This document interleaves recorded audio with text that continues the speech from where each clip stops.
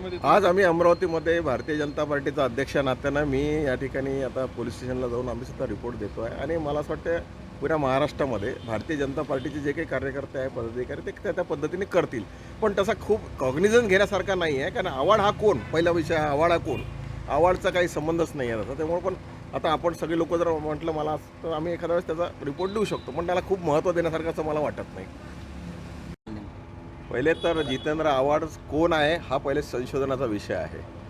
आज हजारो वर्षापूर्वीचा या रामाचा इतिहास आहे की ज्या रामाला सगळा देश मानतो आहे. आम्ही त्यांना राम या नात्याने त्यांच्याकडे पाहायचा जर दृष्टिकोन जो आहे हा देशातला प्रत्येक व्यक्तीचा हा वेगळा आहे. आणि ते मासारी आहे असं म्हणत असेल तर मला असं वाटतं त्या काळात हजारो वर्षाचा इतिहासामध्ये जर आपण पाहिलं तर जितेंद्र आव्हाड काय तेव्हा काय बकरी होते काय, किंवा रामाने धरलं खाऊन टाकलं?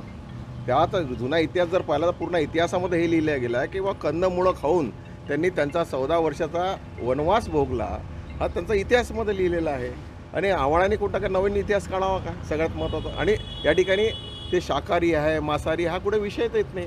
आज त्याला कुठेतरी आव्हाड साहेबाला असं मला वाटतं की कुठेतरी काहीतरी एक नवीन काही मीडियात आलं पाहिजे. त्या दृष्टिकोनातून त्यांचा जो मतदारसंघ आहे त्या मतदारसंघाच्या दृष्टिकोनातून त्यांचा काहीतरी उपस्थिती करणं, प्रश्न उपस्थिती करणं आणि त्या माध्यमातून आपलं मत कसं चांगलं आहे लोकांबद्दल दाखवण्याचा प्रयत्न आहे. पण मी तुम्हाला यात सगळ्यात महत्त्व तुम्हाला एक सांगतो की आव्हाडांनी स्वतः तपासलं पाहिजे की हजारो वर्षाच्या लाखो वर्षाच्या इतिहासामध्ये जर आपण पाहिलं तर आव्हाडाची तेव्हा भूमिका कुठं होती?